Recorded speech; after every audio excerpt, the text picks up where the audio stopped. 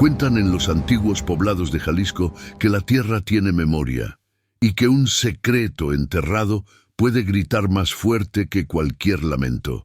Y era justo sobre una tierra con un secreto que doña Elena Flores, a sus 75 años, se inclinaba, agotada y sola.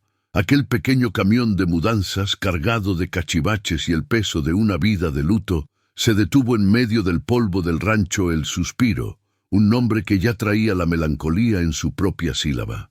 Ella había perdido a su hijo, el único que le quedaba, en un accidente cruel en la capital, y con él la poca alegría que aún le quedaba en el cuerpo.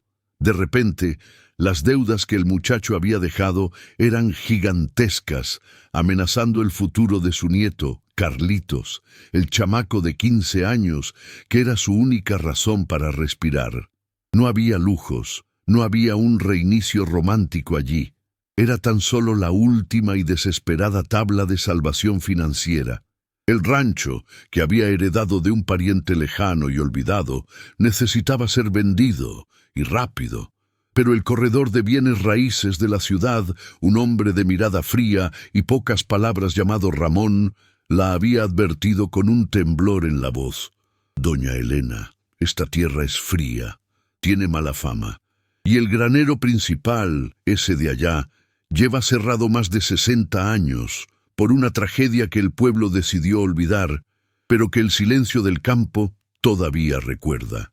En aquel momento, mientras la neblina fría de la sierra comenzaba a bajar, trayendo consigo el olor a tierra seca, leña quemada y una promesa de soledad, Elena no sintió miedo, se sintió desafiada. Ella no estaba allí solo para ganar dinero. Estaba allí para luchar por la honra de su hijo y el futuro de su nieto, la única herencia que le quedaba. Era una mujer de fe sencilla, nacida y criada bajo la sombra de los volcanes y la protección de la Virgen de Guadalupe. La idea de una tierra maldita era para ella el peso del pecado humano, no la furia divina. Sin embargo, el peso del silencio del suspiro era opresivo, diferente a cualquier soledad que hubiera experimentado en su larga vida. La casa de adobe, con sus paredes descascaradas y ventanas ciegas, parecía observarla con ojos vacíos, y lo único que le daba fuerzas era la imagen de Carlitos sonriendo, un niño que necesitaba ese dinero para escapar de la vida de pobreza que ella misma había llevado. Pero cuando su mirada cansada se fijó en el granero, una estructura maciza y oscura al final del patio, con candados que parecían haberse oxidado con el tiempo y con el miedo, un escalofrío le subió por la espalda, mucho más frío que el viento de octubre, porque allí, lo sabía, estaba la clave de todo. Doña Elena estaba a punto de descubrir que en México el Día de Muertos es más que una celebración. Es, para algunos, la única oportunidad de justicia, y el granero guardaba un secreto de 6 décadas. ¿Qué la haría correr tal riesgo? La devoción de una abuela por su nieto, la valentía de una mujer de campo que ya había enfrentado la sequía y el luto, y la terquedad de un alma que se negaba a caer sin pelear por última vez. La leyenda local susurraba sobre la sombra del charro negro rondando el rancho, buscando almas para pagar una vieja deuda, e incluso sobre brujas que se transformaban en lechuzas.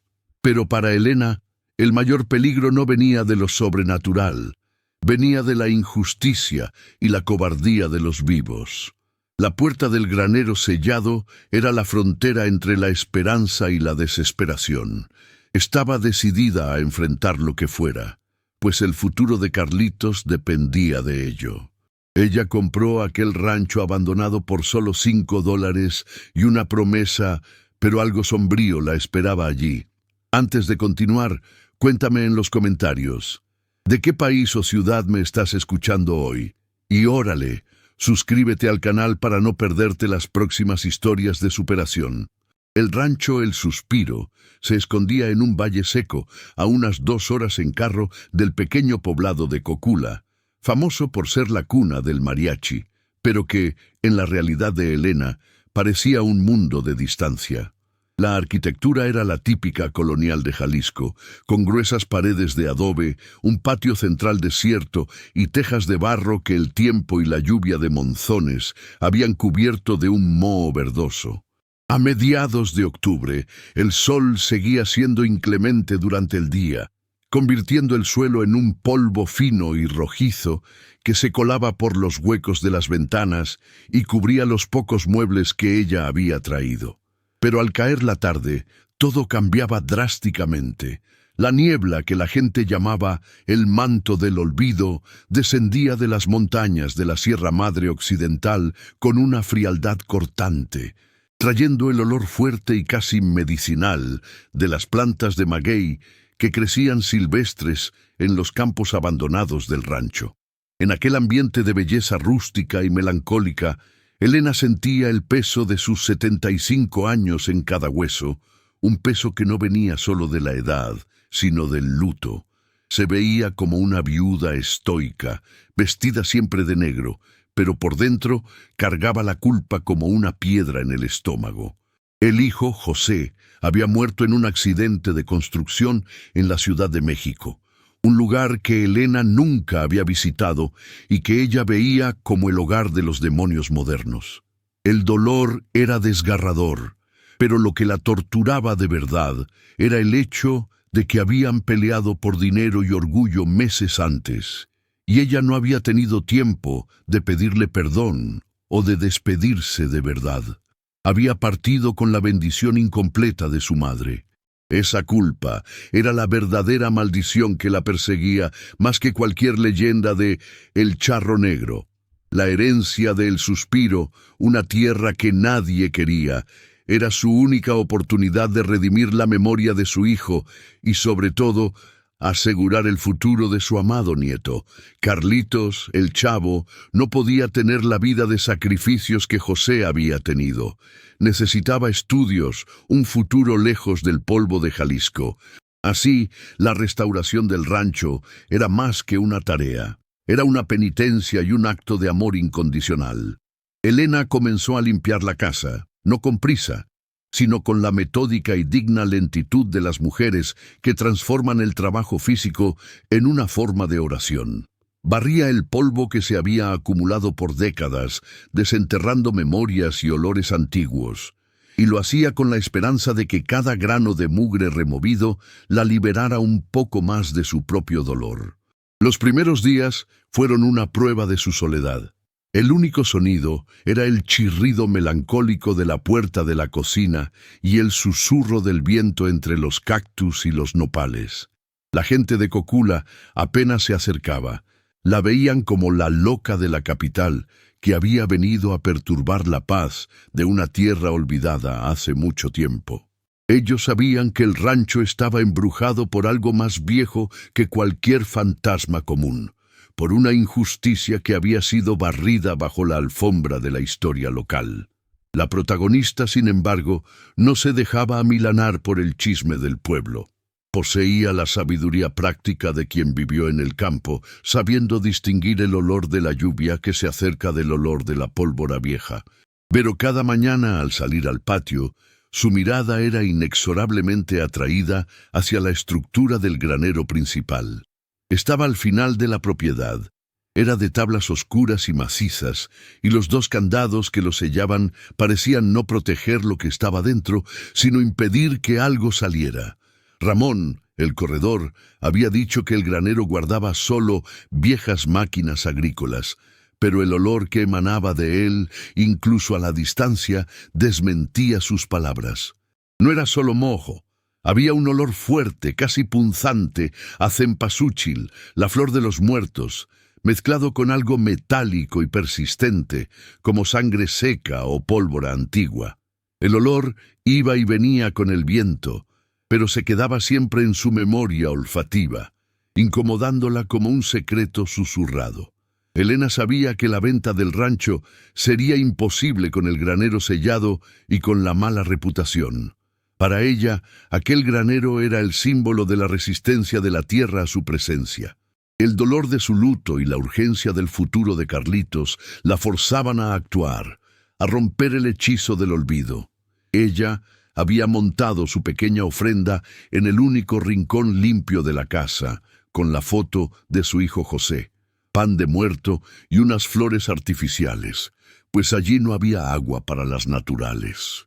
Se sentaba ante ella todas las noches, rezando, y en cada plegaria sentía una fuerza antigua y terca renacer en su pecho, la fuerza de la mujer latina que no se dobla ante la adversidad y que cree en la justicia, sea de los hombres o de Dios.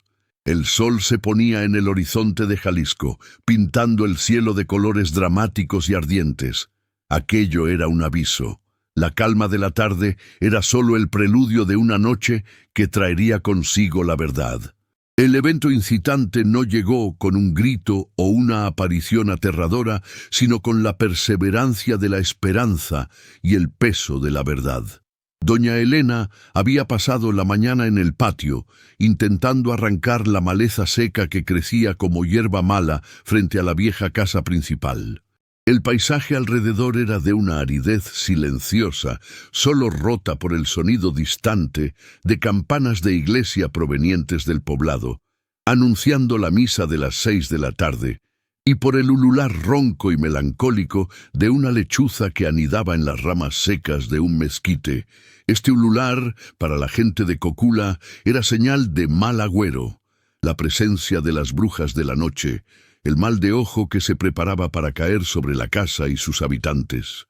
Pero para Elena era solo el sonido de un pájaro solitario, aunque no podía evitar la sensación de ser observada. Había intentado, por una semana, ignorar el granero, pero su terquedad, forjada por décadas de trabajo duro en el campo, era mayor que el miedo. Necesitaba vender, y vender bien, para que Carlitos tuviera su futuro. Nadie compraría un rancho con un granero sellado por una tragedia olvidada. Aquella tarde, mientras la luz del sol comenzaba a inclinarse, creando largas sombras que la hacían sentirse aún más pequeña y vulnerable, Elena tomó un par de guantes viejos y la maceta más grande que pudo encontrar entre los escombros del taller de herramientas. La decisión estaba tomada. Derribaría esos candados, costara lo que costara. Ramón había sido muy claro sobre la mala fama de la tierra, pero la avaricia de un corredor, ella sabía, era siempre más peligrosa que la leyenda de cualquier fantasma. Necesitaba ver con sus propios ojos lo que había allí dentro para desmitificar el lugar y limpiar el nombre del rancho. Si había una maldición, era la injusticia humana la que la había creado, y ella la rompería. El olor a cempasúchil mezclado con pólvora vieja se intensificó a medida que se acercaba al granero, y el metal frío de los candados parecía protestar contra su presencia. Eran 2 piezas de hierro macizas, cubiertas por una pátina de óxido tan espesa que parecían fundidas a la madera de la puerta. La madera, a su vez, estaba gastada y oscura, con profundas ranuras que parecían cicatrices de un tiempo que se negaba a morir. Con un suspiro que cargaba todo el agotamiento de sus 75 años, Elena levantó la maceta. No era una mujer fuerte en el sentido físico, pero su voluntad era de acero.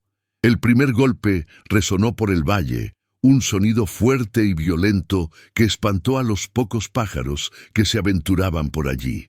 Sintió la vibración de la maceta en sus brazos cansados, pero el candado no cedió. El esfuerzo fue grande, y tuvo que parar para recuperar el aliento, sintiendo la sequedad en la garganta. Un temblor recorrió el suelo bajo sus pies, pero no era un sismo, era un sonido que venía de dentro del granero.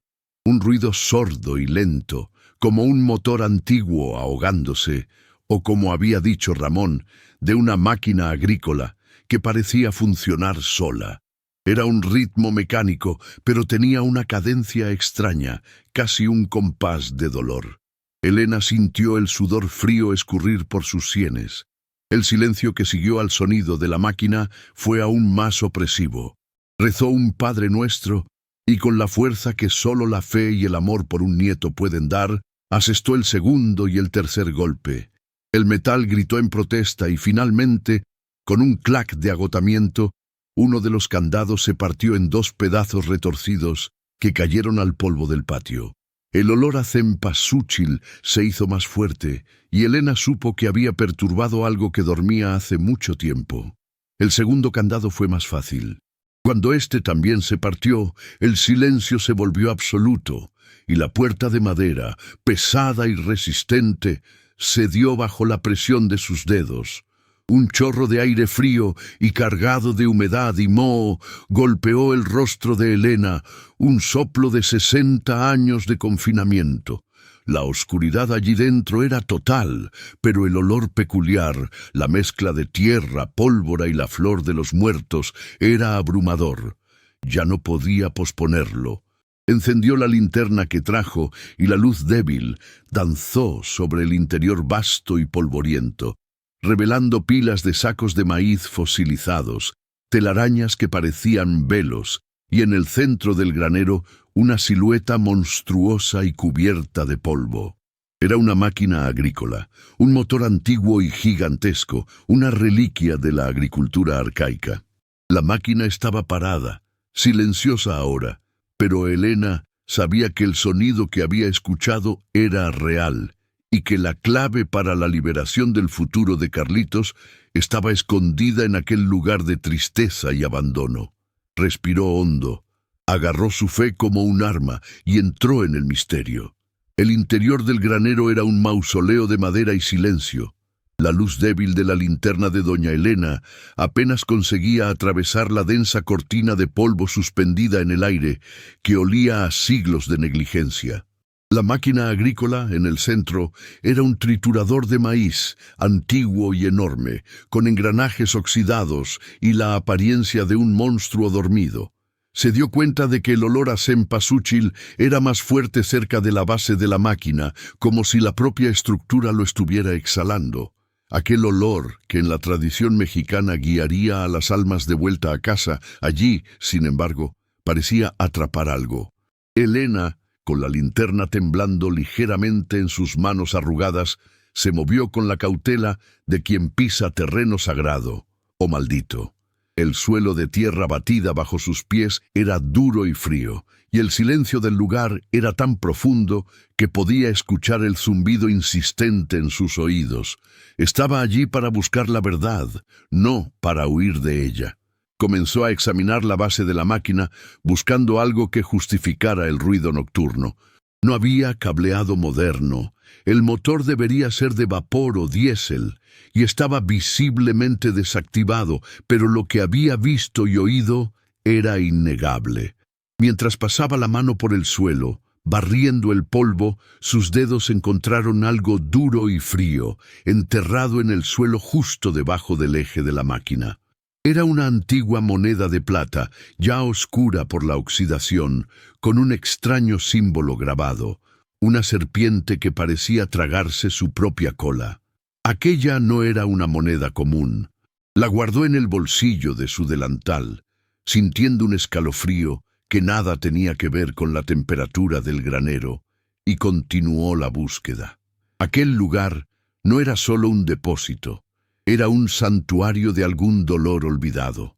En el rincón más oscuro del granero, detrás de una pila de sacos podridos, notó que el piso parecía irregular. La curiosidad y la urgencia de su misión superaban al miedo. Con la ayuda de una pala que encontró recostada en la pared, comenzó a excavar suavemente. No tardó en que la pala golpeara algo de madera. Era una tabla suelta. Con un esfuerzo considerable, la quitó, revelando una pequeña excavación. Allí, enterrada en el suelo húmedo y oscuro, había una caja de madera pequeña, del tamaño de un libro grueso, con un candado minúsculo y antiguo, una réplica en miniatura de los que estaban en la puerta principal. El olor a moho y cempasúchil parecía concentrado allí. Elena la sacó de la tierra y la abrazó contra su pecho, sintiendo el calor de su cuerpo intentar combatir el frío ancestral que emanaba del objeto. Aquella misma noche, la primera anomalía realmente perturbadora sucedió. Elena estaba en la sala, con la caja en la mesa, sin saber cómo abrirla, y la imagen de Carlitos, su nieto, era el único escudo contra la soledad opresiva. Escuchó el sonido de nuevo, más claro esta vez, viniendo del granero, distante, pero inconfundible. No era el sonido de un motor, sino un ritmo lento y pesado de metal contra metal, como si alguien estuviera golpeando una lámina de hierro con un martillo a intervalos regulares. Tum, tum, tum. 3 golpes, pausa, y de nuevo. Era el sonido del trabajo, pero en un lugar donde ya no había nadie. El ulular de la lechuza en el árbol del patio se hizo más agudo, casi un lamento humano. Elena cerró los ojos, agarró su crucifijo de madera gastado y susurró: Dios no desampara a sus hijos. No estoy sola, mi ángel de la guarda está conmigo. Al amanecer, el sonido había cesado. Elena sintió el peso de la noche en sus párpados, pero su determinación estaba intacta. Al salir a buscar agua en el pozo, encontró un pequeño detalle que le heló la sangre. Bajo el escalón de piedra de la puerta del granero, donde habían caído los candados, había ahora una trenza de cabello fina y oscura, de niño, ya descolorida, pero innegablemente humana. Y no solo eso, la puerta de su propia casa, la puerta de entrada, estaba marcada con un símbolo tosco, rayado en la madera con carbón o tierra, la figura de una lechuza con una X sobre la cabeza. La advertencia era clara: vete, intrusa. Elena supo que el granero no guardaba solo el secreto de un objeto, sino el corazón de una historia humana de 60 años, y que alguien en la comunidad estaba observando e intentando expulsarla antes de que revelara la verdad. Cuando Rosa escuchó aquel llanto que venía del sótano de la hacienda, supo que no estaba sola en aquel lugar. ¿Y tú? ¿Qué habrías hecho en su lugar? Déjalo en los comentarios. Doña Elena pasó el resto de la mañana en el intento frenético de abrir la pequeña caja de madera, pero el candado era antiguo y la llave no estaba por ningún lado. La trenza de cabello de niño y el símbolo de la lechuza rayado en su puerta habían transformado la curiosidad en una necesidad urgente de protegerse a sí misma y la memoria de su hijo. Si había alguien observándola, si había un complot para ahuyentarla y comprar la tierra a precio de saldo, necesitaba una prueba, algo sólido para llevar a las autoridades, si fuera el caso. Usó un cuchillo, una horquilla, e incluso intentó romper la madera, pero la caja era robusta. Fue entonces que se acordó de la moneda de plata con la serpiente que había encontrado en el suelo del granero. Con la punta de la moneda, forzó el mecanismo oxidado del minúsculo candado, rezando para que fuera el objeto correcto, y con un pequeño chirrido de metal viejo y cansado, la tapa cedió. Dentro de la caja había solo un objeto, un diario pequeño, con tapa de cuero, las páginas amarillentas y con la caligrafía de un niño que apenas aprendía a escribir. Datado de 60 años atrás, el diario era la voz de un niño llamado Miguel, un huérfano que fue obligado a trabajar en el rancho El Suspiro para el antiguo dueño, un hombre notoriamente cruel y avaricioso. El diario detallaba la extenuante rutina de trabajo en la máquina de triturar maíz, la soledad y principalmente el miedo que Miguel le tenía al motor, al que llamaba la boca del lobo. Leyendo las palabras infantiles, Elena sintió una punzada de dolor, una resonancia con el luto de su propio hijo, y supo que la tragedia del rancho no había sido olvidada, había sido silenciada. El niño había desaparecido tras un accidente con la máquina, y la última entrada del diario hablaba de un castigo y de ser llevado a descansar donde nadie pudiera ver. El descubrimiento del diario era una victoria, pero también intensificaba el peligro. Al final de aquella misma tarde, mientras Elena leía la última página del diario, el sonido metálico y rítmico en el granero comenzó de nuevo, solo que esta vez más fuerte y más cerca. Tum, tum, tum, 3 golpes, rápidos y desesperados, como un corazón intentando escapar. Corrió hacia el granero y, espiando por la rendija de la puerta, vio el motor de la vieja máquina agrícola girando solo, en un ritmo lento y agonizante. El olor a cempasúchil era tan fuerte que parecía que toda la tierra estaba exhalando la muerte. La máquina se detuvo de repente, y luego un silencio total. Asustada, pero ahora con rabia, Elena decidió que necesitaba ayuda para entender la historia detrás del dueño avaricioso y del niño Miguel, antes de que fuera demasiado tarde. Tomó el diario y por primera vez en semanas se dirigió al poblado de Cocula. No buscó a las autoridades, pues sabía que la justicia en el campo era lenta y comprada. Buscó a la única persona que podría ofrecer el contexto histórico y espiritual sin juicios, el padre Ricardo, un anciano de 60 años, respetado por su sabiduría sencilla y su fe inquebrantable. El padre, en su pequeña oficina parroquial, escuchó a Elena con la paciencia de los sabios. Confirmó la leyenda. El antiguo dueño de El Suspiro era un hombre que había hecho un pacto con el trabajo esclavo y la avaricia, forzando a niños a trabajar en su rancho. Recordaba vagamente la historia del niño del maíz que desapareció y el silencio repentino que le siguió, un silencio comprado por el miedo. El padre, sin embargo, era un escéptico bondadoso. No creía en fantasmas de motores, pero respetaba el dolor y la tradición. Le dijo a Elena que la máquina era movida a vapor y que el ruido podría ser solo el vapor atrapado liberándose bajo el sol. Pero al ver el diario y leer el nombre de Miguel, sus ojos se llenaron de lágrimas. Doña Elena, la injusticia del hombre atrae maldición. Usted necesita encontrar lo que le pasó a ese niño, o la tierra nunca descansará. Le dio su bendición y un rosario gastado. Al regresar, Elena descubrió que la cerca del pasto trasero estaba rota. No era un animal, era un claro acto de vandalismo. El antagonista humano estaba presionando. El miedo de que el secreto saliera a la luz, revelado por aquella viuda terca, estaba motivando acciones cada vez más agresivas para que vendiera el rancho pronto. La máquina en el granero volvió a encenderse y apagarse sola, ahora por periodos más largos. Elena tenía visiones o sueños intensos del niño Miguel, no aterradoras, sino llenas de una tristeza profunda, de un pedido mudo de descanso. El peligro estaba creciendo, y ella sabía que el tiempo se estaba agotando. Alguien, probablemente Ramón, el corredor, o un vecino que se había beneficiado del silencio de 60 años, estaba intentando ahuyentarla antes de que revelara la verdad y causara un escándalo que afectaría la venta de todas las tierras vecinas. Pero el futuro de Carlitos era más importante que el miedo de los demás.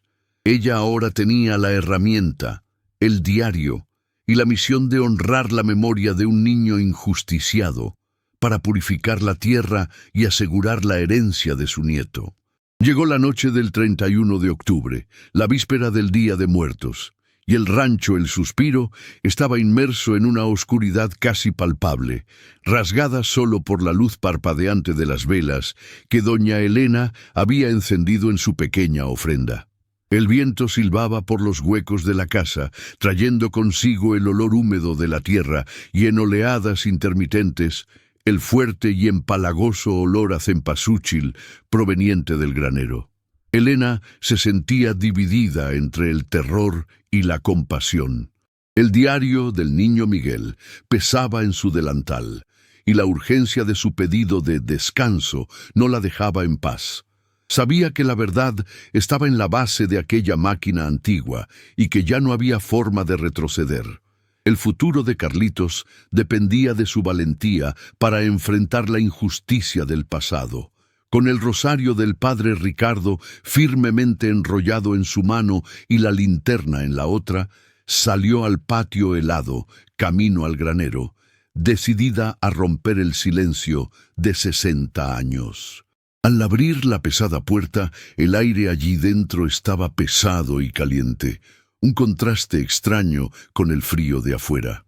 El motor de la máquina de triturar maíz estaba encendido. No gemía, ni se ahogaba.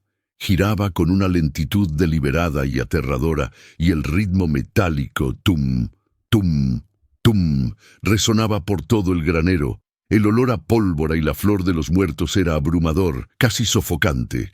Era como si la máquina estuviera en plena operación, pero sin nadie para guiarla, un trabajo eterno y agonizante. Elena sintió el sudor frío escurrir por su espalda. Se arrodilló en el suelo de tierra batida, abrió el diario de Miguel y comenzó a leer las últimas palabras en voz alta, la voz temblorosa pero firme, rezando por aquel pequeño espíritu aprisionado por el terror de los hombres.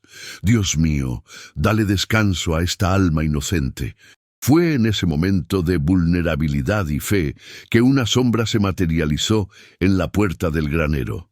No era un espíritu, era el corredor Ramón.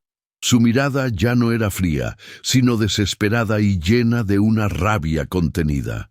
La amenazó con una pala de jardinero, las manos temblando. ¡Aguas, vieja! Va a arruinarlo todo. Esa tierra tiene que venderse en paz. El secreto debe quedarse donde está. Ramón reveló la verdad en un ataque de pánico. Él no solo sabía del secreto, sino que era hijo de uno de los capataces que encubrieron el crimen, temiendo la furia del dueño avaricioso. Se había beneficiado del silencio, construyendo su carrera sobre la mala fama del rancho que nadie quería, y ahora temía que la revelación del crimen trajera desgracia a su propia familia, una maldición ancestral. Había sido el responsable de las marcas en la puerta y de intentar asustarla con el vandalismo. La máquina rechinaba y giraba junto a Elena, y el sonido parecía el llanto del niño. Sintió que estaba ante una elección moral definitiva: ceder al miedo, huir y asegurar la venta rápida del rancho a Ramón a un precio vil, o enfrentar la verdad y exponer el crimen, purificando la tierra, pero poniendo su propia vida y la venta del rancho en riesgo inmediato.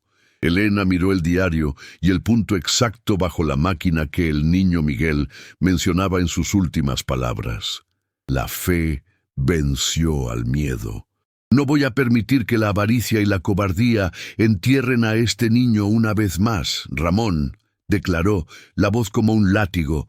Órale, él tendrá su descanso y Carlitos tendrá su futuro limpio. Con una fuerza que ella no sabía que poseía, Elena usó la pala que Ramón sostenía para apoyarse, apartándolo con un empujón inesperado. Sostuvo el diario en alto y comenzó a cavar frenéticamente en el lugar que el niño había indicado. Ramón intentó impedírselo, pero la visión de la vieja, encorvada y fuerte, la luz parpadeante de la linterna revelando su rostro de pura valentía y el motor que giraba incesantemente, lo paralizaron.